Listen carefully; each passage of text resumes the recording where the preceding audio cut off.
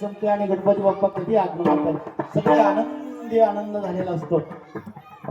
पण ही असणारी जे दैवत आहे हे पाहता बुद्धीचं दैवत आहे, शांततेचं प्रतीक आहे, विनयाचं प्रतीक आहे आणि म्हणून 14 विद्या आणि 64 कलेचा अधिनायक म्हणून त्या ठिकाणी कुठल्याही कार्याच्या सुरुवातीला श्री गणरायाचं ध्यान केलं जातं.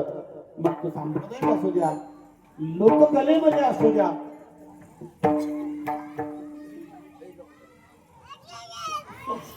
म्हणून अनन्य साधारण असं गणपतीचं या ठिकाणी महत्व आहे. आज आपण जी आख्यान ऐकतोय ती गणपती बाप्पांना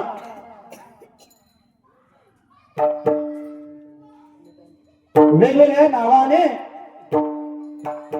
देवाला आळवलं जातं, बोलवलं जातं आणि म्हणून गणपती बाप्पांचा असणारा हा परिवार आहे. कसा परिवार आहे?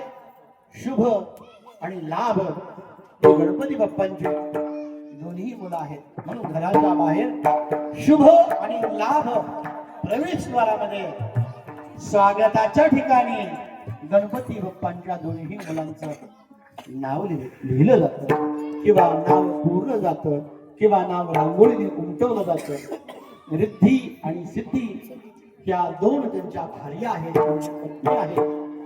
ज्या घरामध्ये रिद्धी आणि सिद्धींचं वास्तव्य आहे त्या घरामध्ये सर्वत्र सुख नांदतं.